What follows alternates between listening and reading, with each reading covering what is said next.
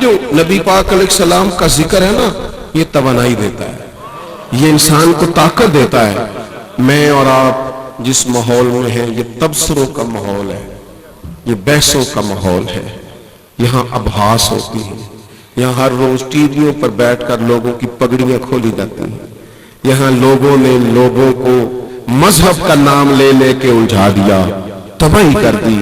آپ یقین کرو ملک کی صورتحال یہ بنا دی گئی ہے کہ شاید اس ملک میں کوئی بندہ بھی ٹھیک نہیں۔ ذرا دوستوں کو گزارش کریں کہ بات سنیں تھوڑی دیر۔ عزیز دوست آپ توجہ کریں گے میری بات پر، تھوڑا بہت انتظامیہ کام تو کرتی ہے نا، پھر آپ توجہ کریں گے۔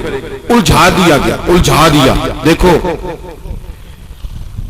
میں ملک سے باہر تھا ایک دفعہ، تو مجھے ایک صاحب کہنے لگے کہ پاکستان کا تو حال ہی کوئی نہیں، مولوی خراب، پیر خراب، فلانا خراب، سیاستدان خراب، عوام لڑتی ہے۔ میں نے کہا آپ کو دور بیٹھے کیسے پتا، آؤ کیسے پتا؟ ایسا کوئی مسئلہ نہیں، خرابیاں ہیں بڑی ساری ہیں، پر جتنے آپ پریشان ہیں اتنا تو کوئی مسئلہ بھی نہیں۔ ہم تو اس وطن میں رہتے ہیں، یہ بھی سیلاب ہے نا۔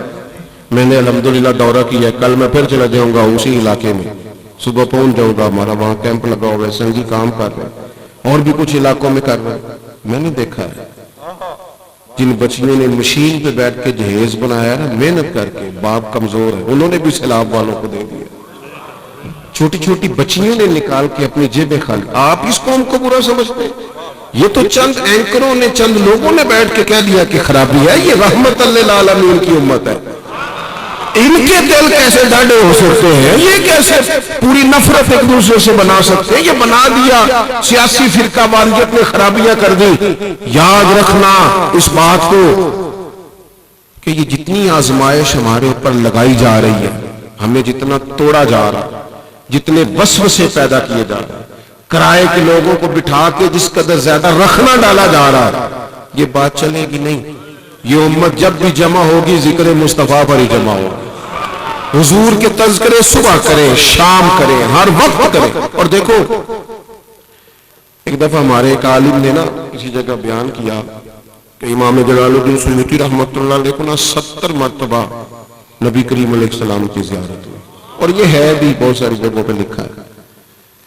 اب وہ کچھ لوگ ایسے ہوتے ہیں کہ جو ہر چیز اپنی عقل کے زور پر تولنا چاہتا ہے، تولے۔ میرے پاس آ گئے، کہنے لگے جی یہ کیسے ہو سکتا ہے، آپ لوگ تقریر کر دیتے ہیں۔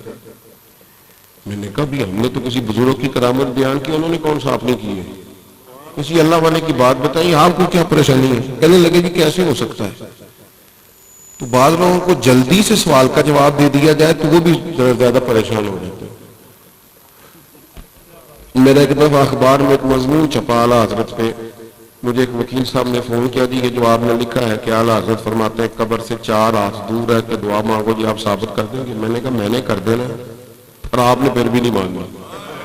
یہاں تو آپ یہ بتائیں کہ میں یہ ثابت کر دوں تو پھر آپ رائے کیا دیں گے؟ آپ بتائیں۔ پھر کہنے لگے جی پھر آج کے بعد میں بھی پوری طرح قائل ہو جاؤں گا کہ اعلیٰ حضرت رحمۃ اللہ علیہ اپنی تعلیمات کے لحاظ سے قرآن و سنت ہی کے نمائندے تھے۔ تو پھر میں نے ان کو کتاب دکھا دی، فتاوی رضویہ کے نام ہے، میں نے کہا یہ لکھا ہے حضرت۔ تو مجھے کہنے لگے پھر جو باقی لوگ کرتے ہیں، میں نے کہا نہیں، اب آپ اسی بات کریں جو آپ نے پہلے کی تھی، اب باقیوں کی بات نہ کرے۔ باقی جاہل کی بات کبھی دلیل ہوتی ہے؟ جاہل تو اور بھی بڑا کچھ کرتے ہیں، یہ کوئی دلیل ہے؟ دلیل تو وہ ہے جو ہمارے مشائخ نے لکھا ہے، اصول بیان کیے۔ تو میرے عزیز ہمارے ہاں یہ ہوتا ہے کہ جلدی وہ صاحب کہنے لگے جی 70 مرتبہ امام سیوطی کو کیسے زیارت ہو گئی؟ میں نے کہا اچھی طرح سوچ لیں، اگر میں کوئی بات عرض کروں گا، اگر آپ کا دل کشادہ ہے، ماننا چاہتے ہیں، کچھ لوگ ایسے ہیں جو صرف بحث کرنا چاہتے ہیں، کبھی بھی کسی جگہ کسی شخص سے بحث کریں تو گفتگو دلیل کی حد تک ہو، ضد نہ ہو۔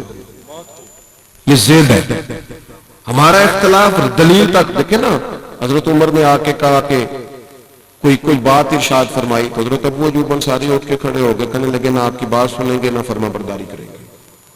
حضرت عمر نے کہا کیوں؟ کہنے لگے جی ایک سب کو چادر ملی تھی اور کسی نے تہمت بنایا، کسی نے کرتا، آپ نے ڈبل کیوں بنائی؟